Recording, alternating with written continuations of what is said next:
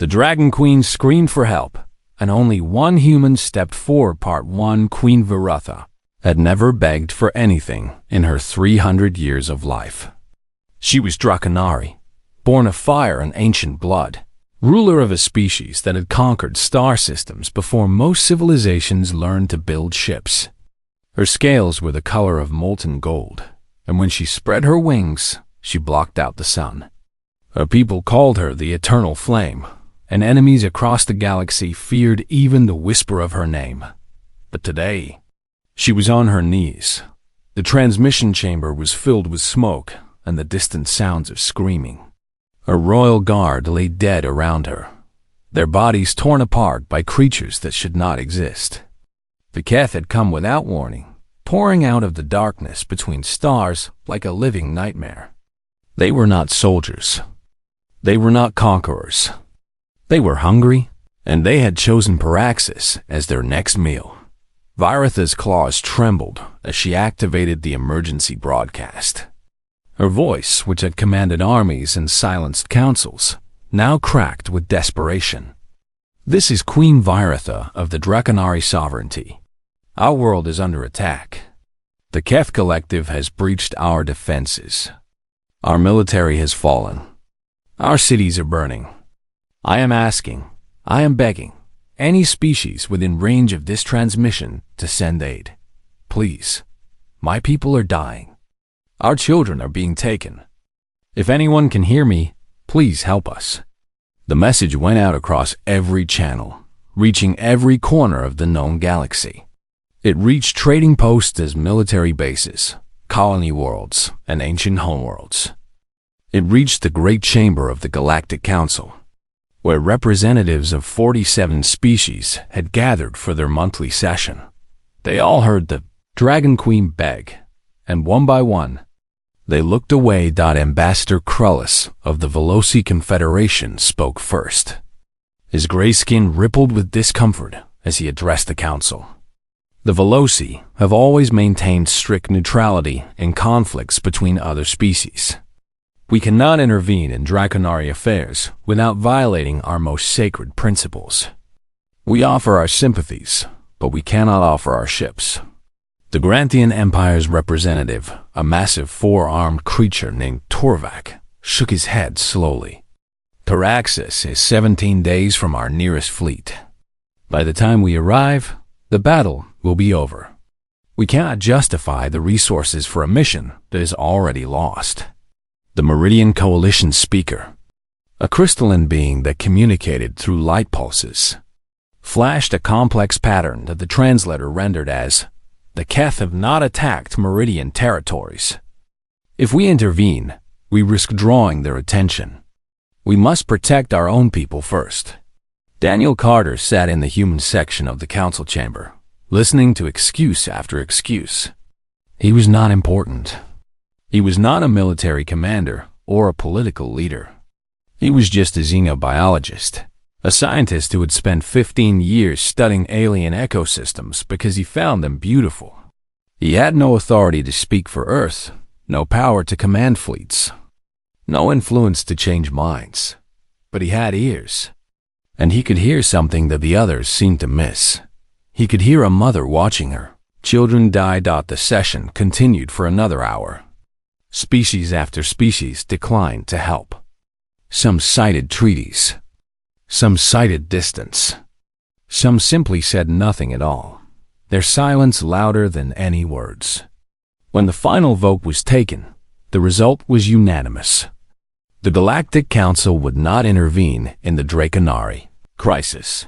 Queen Virutha's transmission still played on a loop in the background, her voice growing weaker with each repetition. "Please, if anyone can hear me, please help us." Daniel stood up. Every eye in the chamber turned to him. Humans were not major players in galactic politics. They were newcomers, a species that had only achieved faster than light travel 2 centuries ago. They were considered curious but insignificant, like children who had wandered into an adult conversation. "I volunteer," Daniel said. The Veloci ambassador blinked all 6 of his eyes. "I'm sorry. Did you say something?" I volunteer to help the Draconari. I will go to Paraxis." Silence fell over the chamber. Then, slowly laughter began to ripple through the crowd. The Granthian representative's booming voice echoed off the walls. "One human? Against the Keth Collective? You would not last an hour." "Perhaps not," Daniel said. "But at least I will have tried." The laughter died. Something in his voice, something quiet and unbreakable, made even the oldest species pause. "This is foolishness," the Marian speaker flashed. "You have no fleet. You have no army. You have nothing." Daniel looked around the chamber, at the representatives of civilizations that had existed for thousands of years, at beings with technology that humans could barely understand, at powers that could have saved the Draconari with a single command. "You are right," he said. "I have nothing, but I am still going. And when history remembers this day, it will remember that 47 species heard the Dragon Queen scream for help. And only one human stepped forward." He walked out of the chamber before anyone could respond. The next 72 hours were a blur of activity. Daniel emptied his savings account, sold his apartment, and called every contact he had ever made. He was not looking for soldiers. He was looking for people like himself, people who could not look away when someone was suffering. He found Lisa Monroe first, a combat medic who had retired after watching too many people die on her operating table. She was drinking herself to death in a bar on Luna when Daniel found her. He told her about Paraxis. He told her about the children being taken. He watched something spark back to life in her eyes. Kevin Brooks came next, an engineer who had been dishonorably discharged from the fleet for refusing to abandon a civilian transport during a pirate attack. He had saved 200 lives and lost his career. He told Daniel that he would do it again in a heartbeat. Maria Santos was a pilot who had spent the last decade smuggling refugees out of war zones. She did not ask questions. She just asked when they were leaving. Christopher Blake was the last to join. He was a communications expert who had lost his wife and son to raiders 3 years ago. He had nothing left to live for, but he had not yet found anything worth dying for. Until now, they bought an old cargo freighter that should have been scrapped years ago. Daniel named it the Wandering Hope because that was exactly what they were. Wanderers chasing a hope that everyone else had abandoned Dodd as they prepared to launch. Daniel received a message from the human ambassador, ordering him to stand down. He deleted it without reading it. Some things mattered more than orders. Some things mattered more than survival. The Wandering Hope broke orbit and set course for Paraxis, carrying 5 humans toward a battle they could not win, against an enemy they did not understand, to save a species they had never met. And somewhere in the burning ruins of her world, Queen Viratha felt something she had not felt in days. Hope. The Dragon Queen screamed for help, and only one human stepped forward. Part 2. The Wandering Hope was not a pretty ship. Her hull was patched in a dozen places. Her engines made sounds that no engine should make, and her life support system had a habit of shutting down at random moments. She had been built 60 years ago for hauling mining equipment between asteroid belts, and every year of her hard life showed in the rust and the rattling pipes. But she flew. And right now, that was all that mattered. Daniel sat alone in the cargo bay, surrounded by crates of medical supplies, emergency rations, and experimental equipment he had borrowed from his research lab without asking permission. The others were asleep, catching what rest they could before they reached Paraxis. He should have been sleeping too, but his mind refused to quiet down. He pulled out a small photograph from his pocket. It was old and worn, the edges soft from years of handling. A little girl smiled at the camera, her front teeth missing, her eyes bright with joy. Her name was Sophie, and she had been 7 years old when the sickness took her. 5 years had passed since then. But Daniel still talked to her every night. "I am doing something stupid again. Sweetheart," he whispered to the photograph. "You would probably laugh at me. You would probably laugh at me. You always said I worried too much about things I could not fix." But I heard her voice, Sophie. I heard that queen calling for help, and she sounded just like I did when I was begging the doctors to save you. She sounded like someone watching their whole world end and knowing there was nothing they could do to stop it. He wiped his eyes and put the photograph away. "I could not save you. But maybe I can save someone else's children. Maybe that is enough." The door to the cargo bay opened, and Lisa walked in. She was a small woman with gray hair and tired eyes, but there was steel underneath her gentle appearance. She had seen things that would break most people, and she was still standing. Could not sleep either? She asked. Daniel shook his head. "Too much thinking." Lisa sat down across from him and studied his face. "The others are wondering about you. Kevin thinks you are running from something. Maria thinks you are crazy. Christopher does not care either way, but he wants to know what the plan is. And what do you think?" Lisa was quiet for a moment. "I think you are a man who lost something precious, and you are trying to find meaning in the loss. I think you know we are probably going to die, and you have made peace with that. And I think you are the first person I have met in a long time who actually believes in something." Daniel smiled.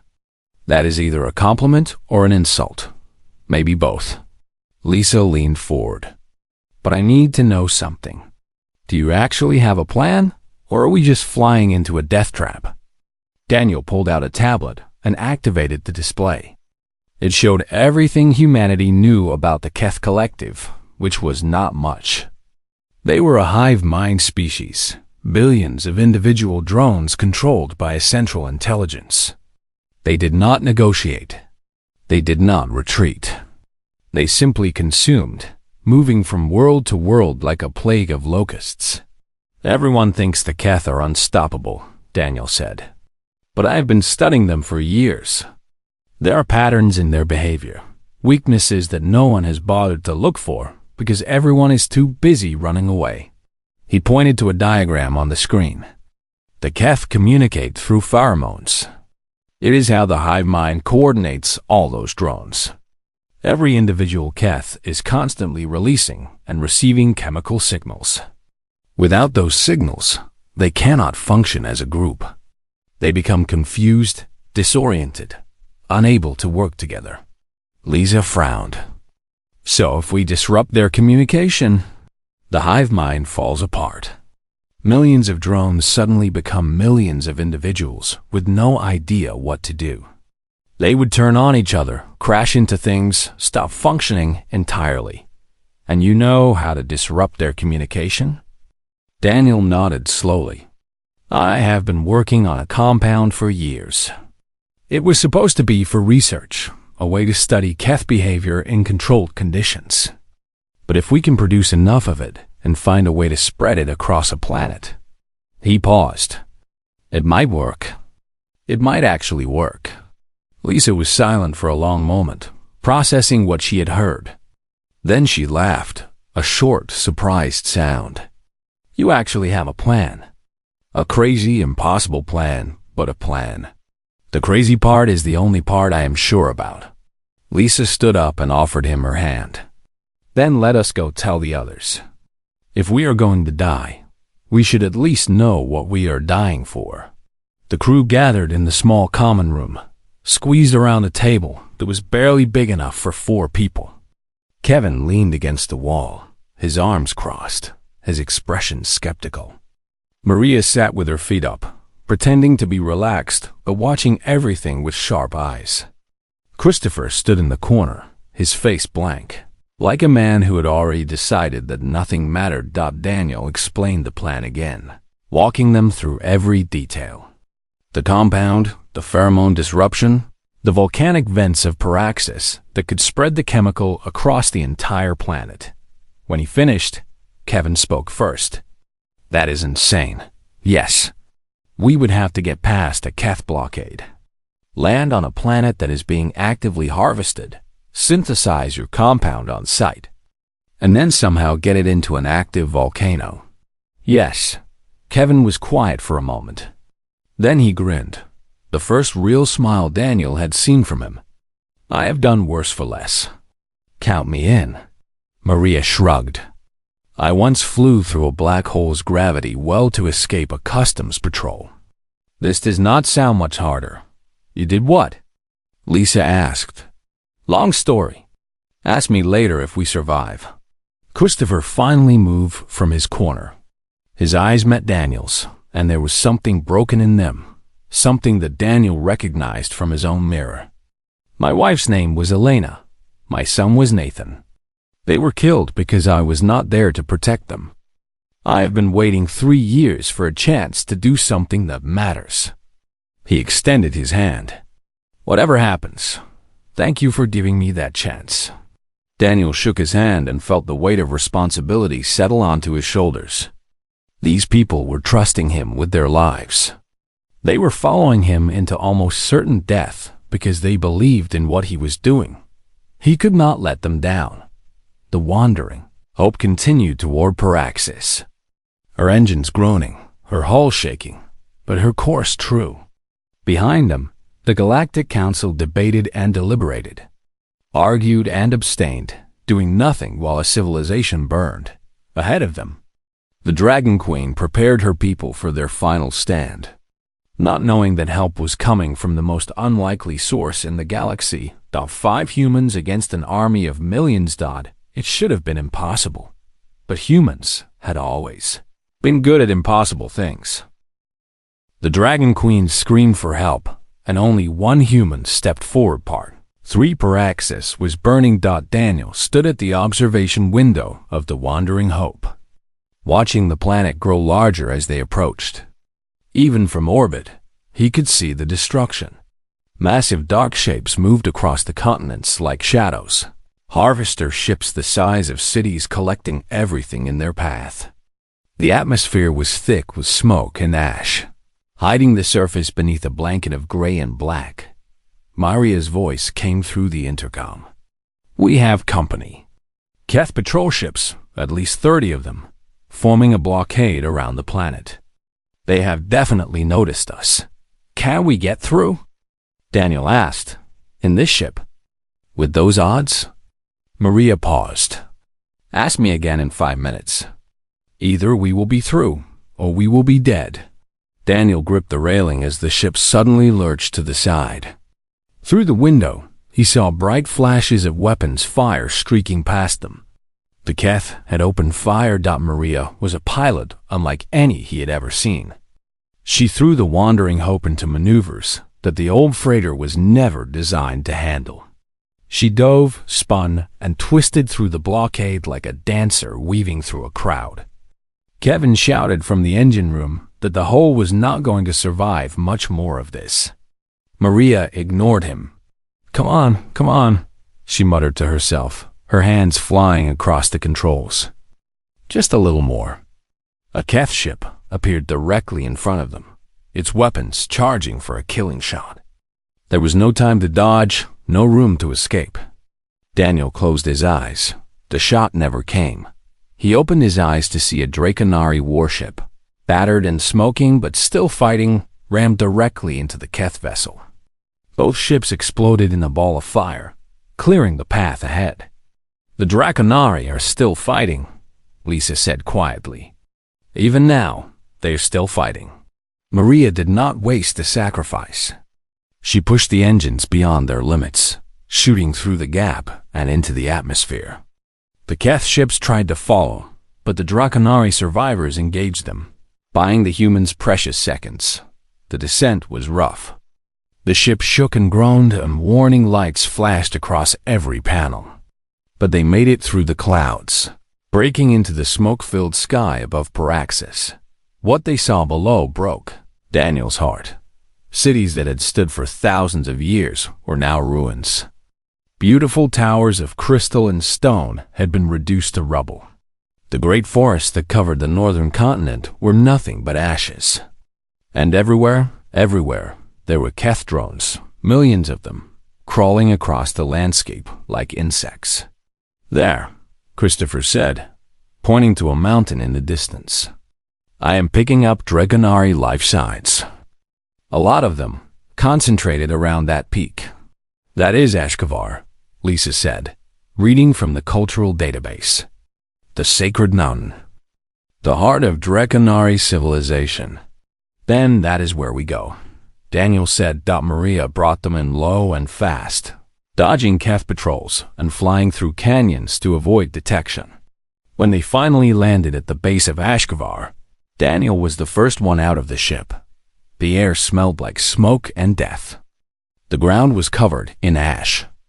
And standing before him, surrounded by warriors who looked like they had been fighting for days without rest, was the most magnificent creature he had ever seen. Queen Viratha was 30 feet tall, her scales scarred from battle, her wings torn in places. But her eyes still burned with the fire of her ancestors, and when she looked at Daniel, he felt the weight of centuries pressing down on him. "You," she said, her voice like thunder. "You are the one who answered." Daniel bowed his head. "Your Majesty, I am sorry I am late." "Late?" The Queen let out a sound that might have been a laugh or a sob. "I asked the galaxy for help, and I received silence. I begged 47 species to save my people, and they all turned away. And now, when all hope is lost, a single human arrives in a ship that looks like it should have fallen apart years ago." She lowered her massive head until her eyes were level with his. "Why? Why did you come?" Daniel met her gaze without flinching. "Because you asked. Because someone should have." The Queen was silent for a long moment. Around them, Draconari warriors watched with expressions of confusion and disbelief. These were beings who had conquered worlds, who had never needed help from anyone. And now their salvation was a small, soft creature with no claws, no wings, and no fire. "You cannot fight the Keth," Viratha said finally. "You cannot even fight one of them. What can you possibly do?" Daniel pulled out his tablet and showed her the data he had collected. He explained about the pheromones, about the compound, about the volcanic vents that could spread the chemical across the entire planet. He talked for 20 minutes, laying out every detail of his plan. When he finished, the Queen was quiet again. "You want to disrupt the hive mind," she said slowly. "Turn their strength into their weakness. It is clever. It might even work." She paused. "But the primary volcanic chamber is deep in enemy territory. The path is overrun with Keth. No one could survive that journey." Daniel nodded. "I know. You would die before you reached halfway. I know. Then why would you even try?" Daniel thought about Sophie, about the photograph in his pocket, about the night he sat beside her bed and promised her that he would never stop trying to make the world better. He thought about the children of Paraxis, hiding in caves and tunnels, waiting for monsters to come and take them away. "Because sometimes," he said, "doing the right thing matters more than surviving. Because if I walk away now, I will have to live with that choice for the rest of my life. And some things are worse than dying." Queen Viratha stared at him for a long time. Then, slowly, she bowed her head, a gesture of respect that no Draconari had ever shown to a human. "You are either the bravest being I have ever met," she said, "or the most foolish." "Probably both," Daniel admitted. The Queen straightened. "Then we will give you what help we can. My warriors will create a distraction, draw the Keth away from the eastern approach. It will not clear the path, but it will thin their numbers. That is all I need. And human?" Viratha's voice softened. "Whatever happens, know that the Draconari will never forget what you have done. Even if you fail, even if we all die, your name will be remembered in our songs for as long as our species exists." Daniel smiled. "Just make sure you survive to sing them." He turned and walked toward the eastern slope, toward the enemy, toward almost certain death. Behind him, Queen Viratha whispered something in her ancient language. It meant, walk with fire. Little one. It was the highest blessing a Draconari could give. The Dragon Queen screamed for help, and only one human stepped forward. Part 4. The first hour was the easiest. Daniel moved through the ruins of what had once been a great city, keeping to the shadows, staying low. His environmental suit protected him from the worst of the toxic air, and the scanner on his wrist warned him whenever Keth drones were nearby. He had studied their movement patterns during the journey here, and he knew their weaknesses. They relied on the hive mind so completely that individual drones had almost no independent thought. If you stayed quiet and stayed still, they would often walk right past you. But knowing their weaknesses and surviving their presence were two very different things. By the third hour, Daniel had seen things that would haunt him forever. A nursery filled with tiny beds where Draconari children had once slept, now converted into a harvesting station. A temple thousands of years old, where priests had once sung of fire and glory, now reduced to a feeding ground. Bodies everywhere, some Draconari, some Keth, locked together in death. He forced himself to keep moving. He could not save the dead, but maybe he could still save the living. The Draconari distraction was working. He could hear the sounds of battle in the distance. Explosions and roars and the high-pitched screaming of dying Keth. Queen Viratha's warriors were throwing everything they had at the enemy, buying him time with their lives. He could not waste their sacrifice. By the 6th hour, his legs were burning and his lungs ached despite the suit's air filtration. He had been moving non-stop, climbing over rubble, squeezing through collapsed tunnels, always pressing forward. The volcanic chamber was still hours away. That was when he heard the crying. It was soft, almost too quiet to hear over the distant sounds of war. But Daniel's ears caught it, a small, terrified sound coming from somewhere to his left. He should have ignored it. Every second mattered. Every moment he delayed was another moment the Keth had to kill more innocents. He went toward the sound. Anyway, in the basement of a collapsed building, hidden beneath a pile of rubble that had probably saved her life, Daniel found a Draconari child. She was tiny by her species standards, maybe the size of a large dog, with scales that had not yet hardened into their adult pattern. Her wings were too small to fly with, and her eyes, wide with terror, looked up at him like he was another monster, come to take her away. Daniel held up his hand slowly. It is okay. I am not going to hurt you. The child backed away, pressing herself against the wall. What are you?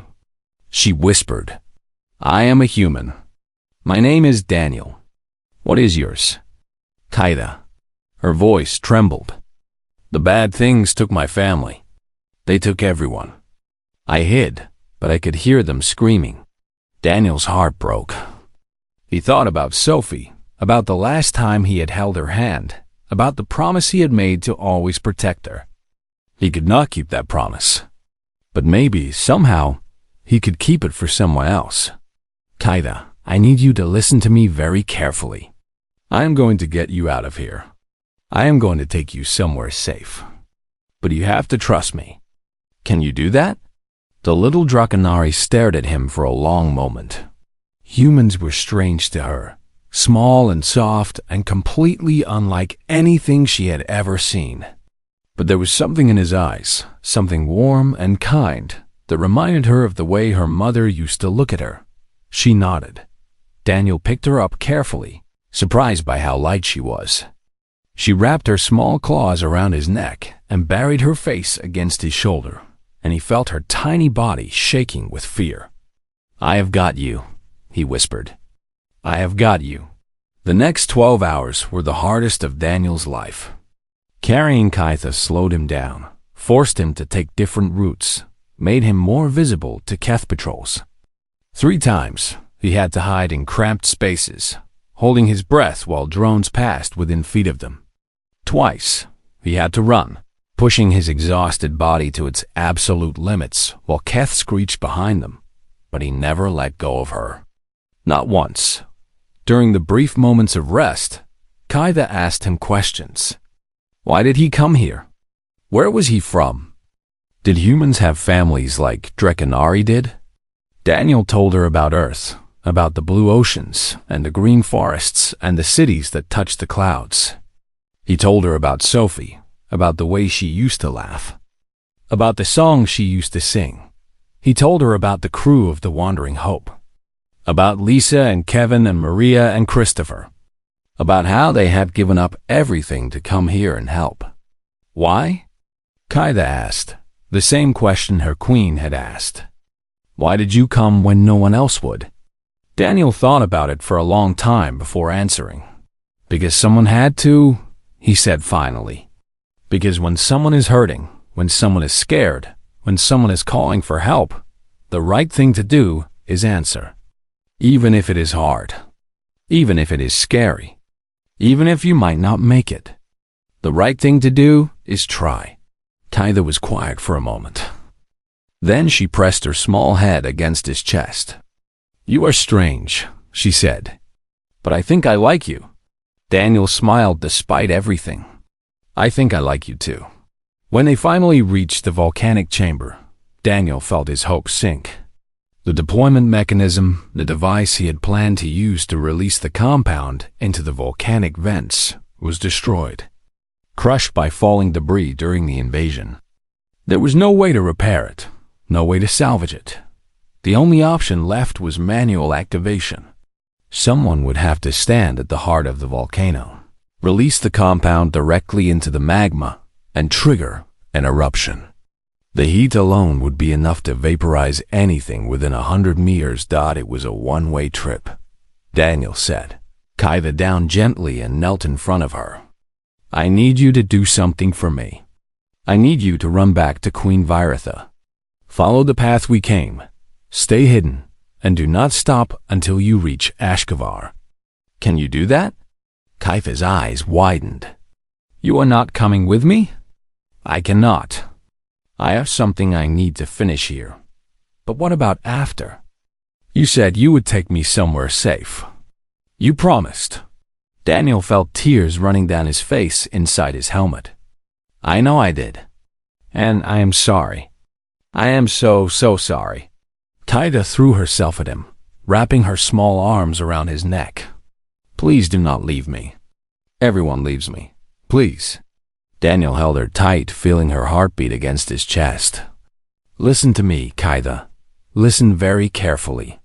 What I am about to do is going to save your people. It is going to stop the bad things and let everyone live. But I cannot do it and stay safe at the same time. Do you understand? She shook her head, tears streaming from her eyes. Sometimes, Daniel said softly, the people who love us have to do hard things. Brave things. Things that take them away from us. But that does not mean they are gone forever. It means they loved us so much that they were willing to give everything to protect us. He pulled back and looked into her eyes. I need you to be brave now.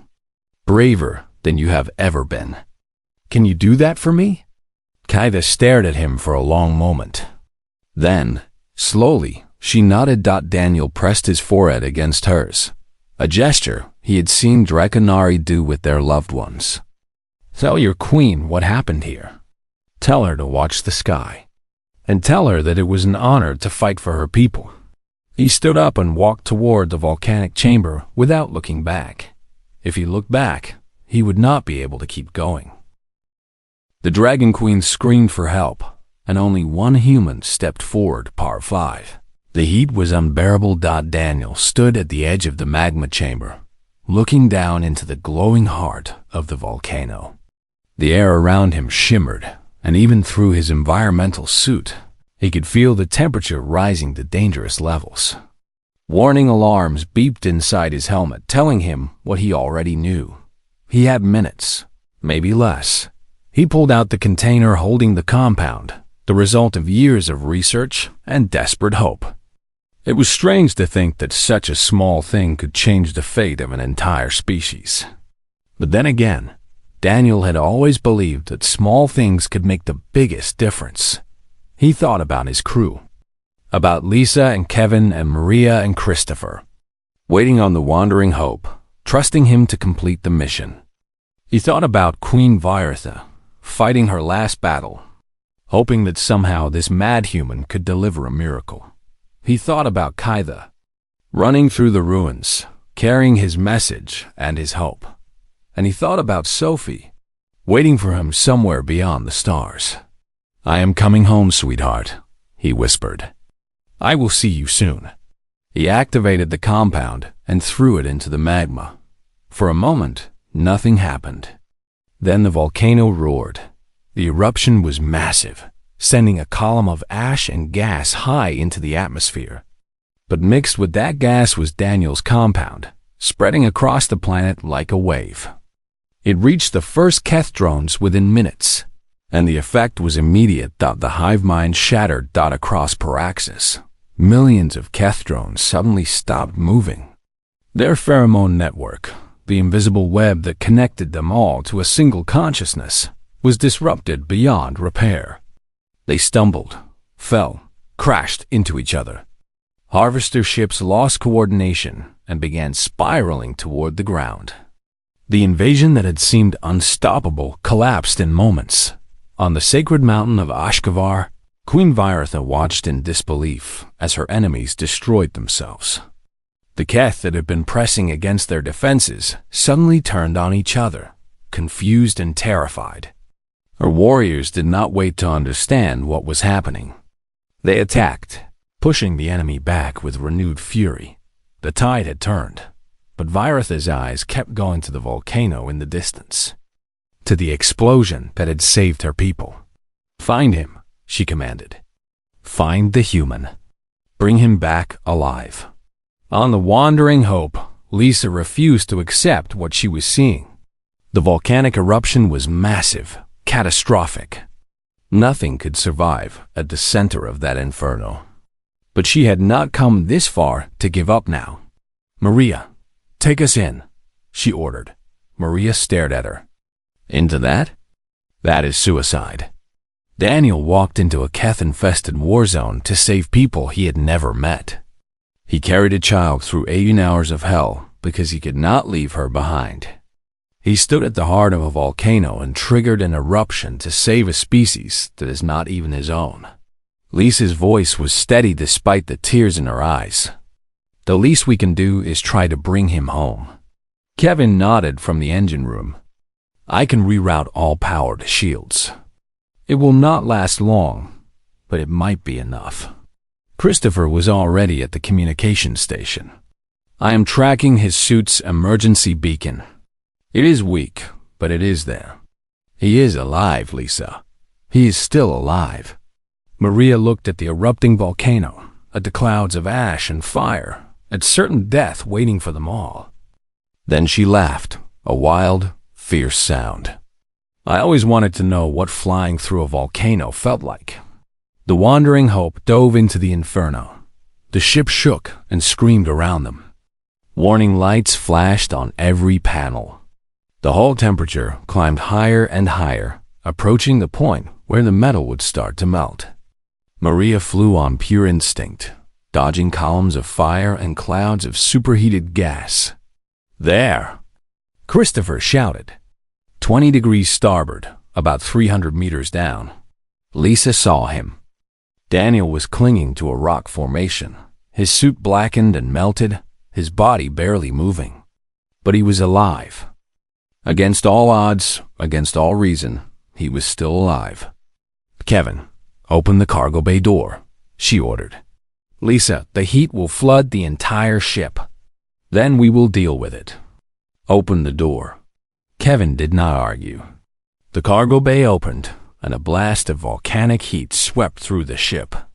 Lisa ignored it, running to the edge and reaching out her hand. "Daniel! Daniel, reach for me." He looked up, and even through the ruined visor of his helmet, she could see his eyes. They were filled with pain, with exhaustion, With surprised Dot, he reached. Their hands clasped together, and Lisa pulled with every ounce of strength she had. Kevin appeared beside her, grabbing Daniel's other arm. Together, they hauled him into the ship as Maria pulled them out of the volcano. The wandering hope shot out of the ash cloud and into clear sky. Leaving the fire behind, Daniel collapsed on the cargo bay floor, his suit smoking, his body covered in burns. But he was breathing. He was alive. Lisa knelt beside him and took his hand. "You impossible idiot. You absolute impossible idiot." Daniel tried to smile, but it came out as more of a grimace. Did it work? It worked. The Keth are falling. The Draconari are winning. Lisa was crying now, not bothering to hide it. "You saved them, Daniel. You actually saved them." He closed his eyes. "Good. That is good." 3 weeks later, Daniel woke up in a Draconari healing chamber. The room was carved from volcanic stone, warm and comfortable, and filled with the soft glow of ancient crystals. He had been healed by technology that humans could barely understand, his burns treated, his body restored, but he was not alone. Queen Viratha sat beside his bed, her massive form folded carefully to fit in the room. And curled up at his feet, sound asleep, was Kaida. "She refused to leave your side," the queen said quietly. "For 3 weeks, she has stayed here, watching over you. She says you are her family now." Daniel looked at the sleeping child and felt something warm spread through his chest. "She is not wrong." Viratha was silent for a long moment. Then she spoke, her voice soft. "The Galactic Council wishes to honor you. They want to give you medals, titles, whatever humans value. They suddenly care very much about the hero who saved the Draconari. Let me guess. They were not interested in being heroes themselves. No, they were not." The queen's eyes glowed with something that might have been amusement. "What do you want, Daniel Carter? Name anything in my power, and it is yours." Daniel thought about it. He could ask for wealth, for power, for anything he wanted. But none of that mattered. None of that was why he had come. "I want friendship," he said finally, "between humanity and the Draconari. I want our species to look out for each other, to support each other, to remember what happened here. Not because we owe each other, but because that is what friends do." Viratha nodded slowly. "That is a worthy wish. It is granted." She paused. "And what about the child? What would you have me do with her?" Daniel looked at Kaitha again, at the little dragon who had lost everything and found something new. "If she wants to stay with me, I would be honored. If she wants to return to her people, I will understand. But either way, she will always be my family." Kaitha opened one eye. "I am staying with you," she said firmly. "Do not try to argue." Daniel laughed, the first real laugh he had felt in a long time. "I would not dream of it." Queen Viratha rose to her full height and looked down at the human who had saved her world. "There is one more thing. In our culture, we have a title that is given only to the greatest heroes, those who carry the fire of our ancestors in their hearts. It has never been given to an outsider." She placed her massive claw gently on his shoulder. "From this day forward, you are Ashker, Heart of Fire. You will be remembered in our songs for as long as the Draconari exist. And that, Daniel Carter, is forever." Daniel felt tears running down his face. He thought about Sophie, about the promise he had made to make the world better. He thought about the crew of the Wandering Hope, who had followed him into the impossible. He thought about the 47 species who had turned away, and the one human who had stepped forward. "Thank you," he whispered outside the healing chamber. The sun was rising over Paraxis. The ash was clearing, and the sky was turning blue for the first time in weeks. Somewhere in the distance, Draconari voices were raised in song. They were singing about a human who had heard a queen's cry for help, a human who had answered, Human, who had reminded the galaxy that the measure of a fairy species was not its power or its technology or its strength. It was the willingness to help, even when no one else would. And, in that measure, humanity had proven itself to be something truly extraordinary.